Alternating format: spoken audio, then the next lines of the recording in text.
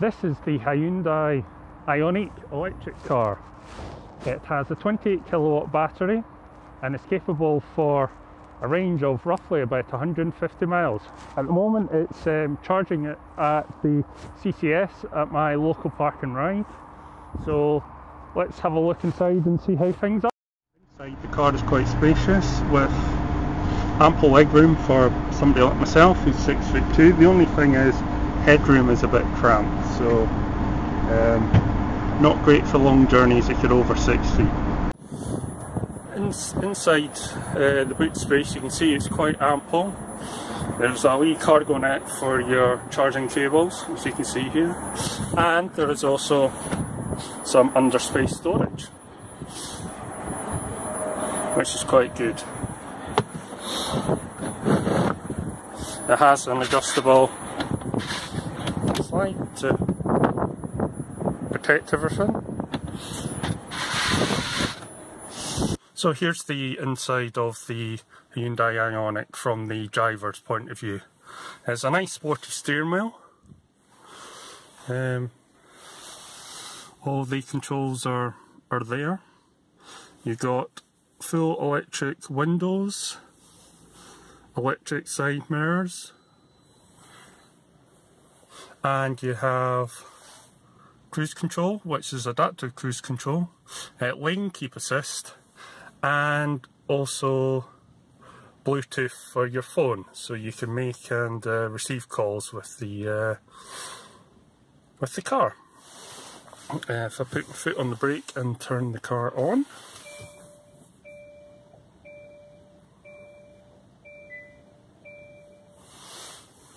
then comes up with a screen for confirming.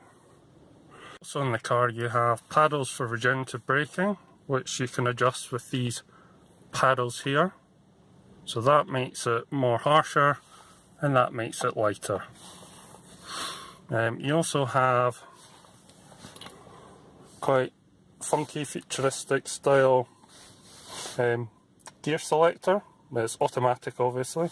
So you have drive, park, reverse and neutral.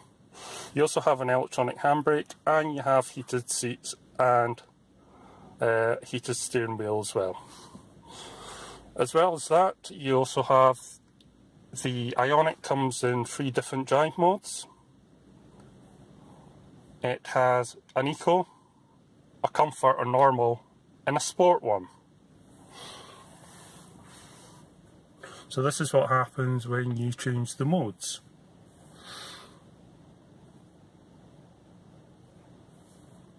So that's sport mode, that's eco mode, let's zoom in here,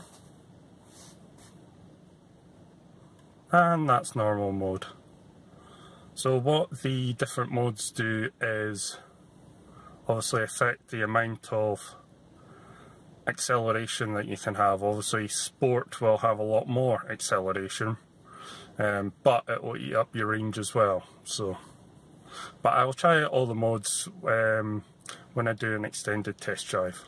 You have driver's only heating, which will only heat the driver's side of the cabin and help protect range. You also have a touchscreen nav. So for example you have satellite navigation.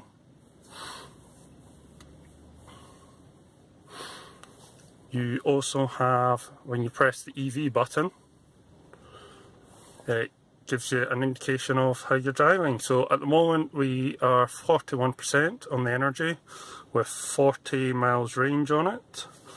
If we have a look at the eco driving, it's saying we're doing 3.1 miles per kilowatt hour, but I've only driven it a couple of miles, so hopefully at the end of that, of the trip, that we'll be able to get a lot more, or better should I say. The Ioniq also comes with 2 12 volt plugs, an auxiliary and a USB. So within the main touchscreen here of the Ioniq, it has different driver mode settings. So when you click on there, it then tells you your eco potential. It also asks how the climate control will work, the amount of regeneration that you can set it for. So you can set it for level 1, which is hardly any regen. Level 2, which is slightly more, and then there's level 3, which almost makes it one pedal driving, which is quite good. But I'll just leave it in 2 because that's what was set up.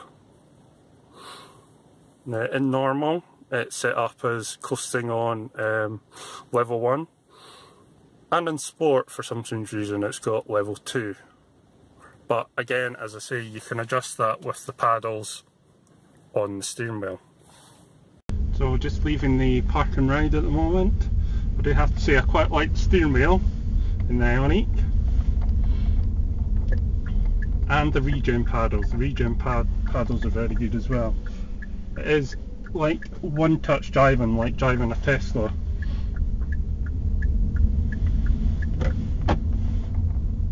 It has in eco mode quite a bit of punch actually to it, which is good.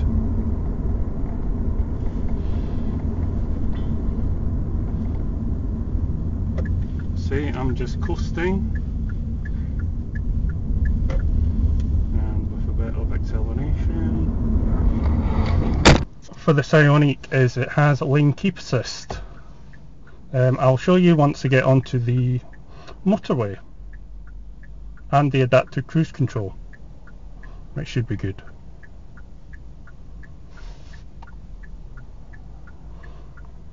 I'll stick it on sport.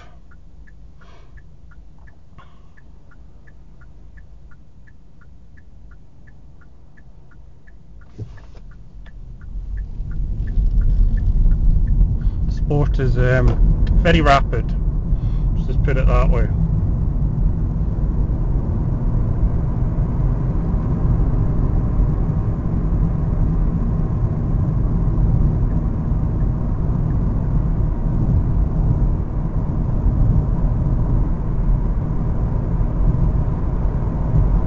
So this car quite easily gets up to, oh, there you go, see, that's the steering. It's not great, but it's not far off a Tesla Autopilot, and for a car that is less than half the price, it's fairly good. Soundproofing is quite good in the Ioniq as well. So now I'm going to put it on cruise control. I'll just let the car do the steering.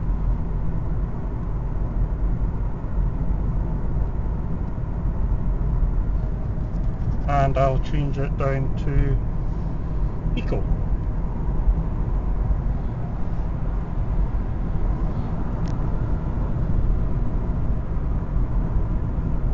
You can see the car is virtually steering itself. I have adaptive cruise control on, which you can set by pressing that button. Let's hope it works.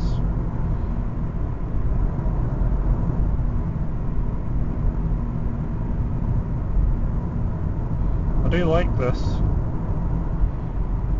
Now the car, I've not touched anything, my feet aren't on any of the pedals, and it's gone down to 64 miles an hour, so it is keeping a safe gap between yourself and the car in front. As you can see there, it's set at 70 on the cruise control.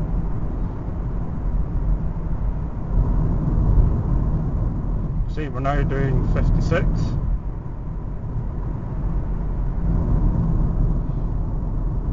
I'll say the car's doing a good job of steering itself. Obviously for safety you have to keep your hands on the wheel. You can see there your power gauge, how much power that you're using. So on the motorway it's quite content sitting at 60 to 70, which unlike the Leaf it struggles a bit, so that's quite handy. So currently we're doing roughly a mile per percent, which for motorway driving is pretty good. Obviously you'll get better when you are driving in the city. So we're currently driving in normal mode, currently doing 40 miles an hour. I do like the arrow with how it displays the speed. That changes obviously in sport mode, where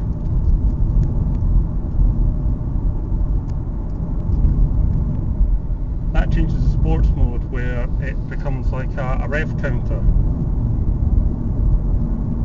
like so. So it's got power percentage, but then it displays your miles per hour in the middle. In eco,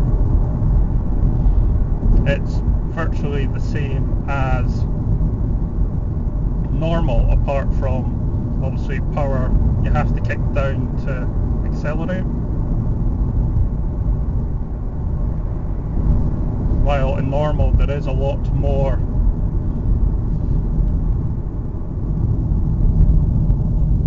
acceleration available. Not as much as sport, but it's enough to keep you going in traffic. I have to say, the Hyundai Ioniq is an epic car. Great to drive, great range, and it has almost all the toys of a Tesla for less than half the price. If you enjoyed this video, remember to like, subscribe, and if you've got any comments, please put them down below, and I'll see you the next time on Scottish Leaf Owner. Goodbye.